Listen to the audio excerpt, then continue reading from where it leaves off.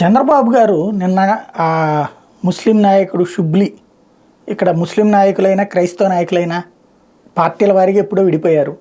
ఇప్పుడు ఆయన అడ్డు పెట్టి ఒక మొక్క చెప్పుకొచ్చారు.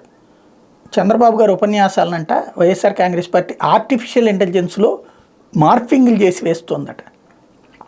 వాళ్ళేమి ఇప్పుడు వేయట్లా, పాత 2018 నుంచి 19 మధ్యలో మాట్లాడినవి వేస్తున్నారు. అప్పుడు ఏ ఆర్టిఫిషియల్ ఇంటెలిజెన్స్ అవసరం? ఓపెన్గా బహిరంగ సభల్లోనే కదా మాట్లాడింది. నరేంద్ర మోడీ అధికారంలోకి వస్తే ముస్లింలందరూ దేశం విడిచిపోవాలి, అలాగే ముస్లింలను చంపేసినటువంటి వాడు నరేంద్ర మోడీ, గోద్రా జరిగింది ఎవరి వాళ్ళ తమ్ముళ్ళు అని మాట్లాడింది ఎవరు?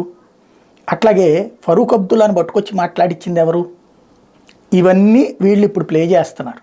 వాస్తవంగా జరుగుతున్నది అది. దానికి ఇప్పుడు తెలుగుదేశం పార్టీని కాపాడాలనుకునేటటువంటి వాళ్ళు, లేదా తెలుగుదేశం పార్టీకి ప్యాకేజీ అనను కానీ తెలుగుదేశం పార్టీకి సపోర్టింగ్ ఉంటే ఏదైనా పదవులు ఆశించేటువంటి వాళ్ళు అయి ఉండొచ్చు, లేదా చిన్నపాటి ఖర్చులు పార్టీ నుంచి తీసుకుంటుండొచ్చు. షుబ్లీ లాంటి వాళ్ళకి ఆ కోణంలో ఉంటుంది. వాళ్ళు ఏదో ఏంటంటే మనం ఒక ఇన్ఫ్లుయెన్సర్, మనం ఒక 10 మందిని పోగేసుకొచ్చాం కాబట్టి దానివలన అవతల వాళ్ళకి ప్రయోజనం చేకూర్చాలన్నటువంటి రూట్లో నడుస్తుంటుంది. అందులో భాగంగా ఇప్పుడు ప్రస్తుతం షుబ్లీ గారిని పిలిచారో లేకపోతే ఆయనే వెళ్ళారో కానీ ఆర్టిఫిషియల్ ఇంటెలిజెన్స్తో చేస్తున్న దుష్ప్రచారం, దీన్ని ముస్లింలకి చెప్పండి, అసలు నేను ముస్లింలకి ఎంతో చేశాను, బీజేపీతో పొత్తు పెట్టుకోవడం వల్ల ఏది మీకు ఎప్పుడు నష్టం ఏం జరగదు. అసలు బీజేపీతో పొత్తు పెట్టుకుంటే ముస్లింలకు నష్టమని చెప్పిన ఎదవెవడు? భారతీయ జనతా పార్టీ వచ్చాక ముస్లిం మహిళలకి దశాబ్దాలుగా శతాబ్దాలుగా జరుగుతున్న అన్యాయానికి ఒక ముగింపు పలికారు. త్రిబుల్ తలాక్ అనే వ్యవస్థ తీసేయడం వలన ఇవాళ రోజున ముస్లిం అబ్బాయి అయినా ఎట్టబడితే అట్ట వదిలిపెట్టేయడానికి వీల్లేదు, ఓ చట్టబద్ధమైనటువంటి రక్షణ కల్పించారు.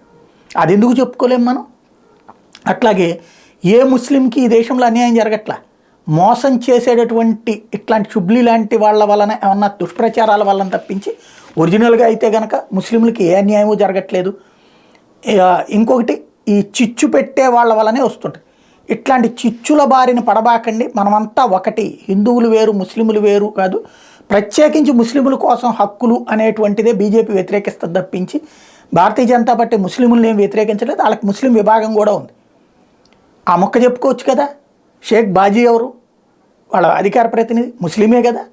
అతను ఏమన్నా ముస్లిం అని వివక్ష చూపెట్టారా ప్రాక్టికల్గా మాట్లాడితే? కానీ అదంతా పక్కన పెట్టి ఈ ఆర్టిఫిషియల్ ఇంటెలిజెన్స్ ఇట్లాంటిది ఎందుకు? వాస్తవంగా మాట్లాడండి. బీజేపీతో పొత్తు వల్ల ఏ ముస్లింకి అన్యాయం జరిగిందా అని నిలదీయండి. ఏమంతకుముందు లేదా దేశంలో అధికారంలో? ఏం జరిగింది ముస్లింలకు అన్యాయం? ఈ 10 ఏళ్లలో ఏం జరిగింది? అంతకుముందు అయితే మత కలహాలు జరిగినాయే.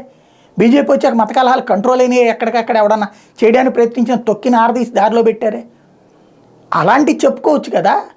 ఇక్కడ ఈ ఆర్టిఫిషియల్ ఇంటెలిజెన్స్ లాంటిది ఎంతవరకు కరెక్ట్ ఆలోచించుకుంటే బెటర్.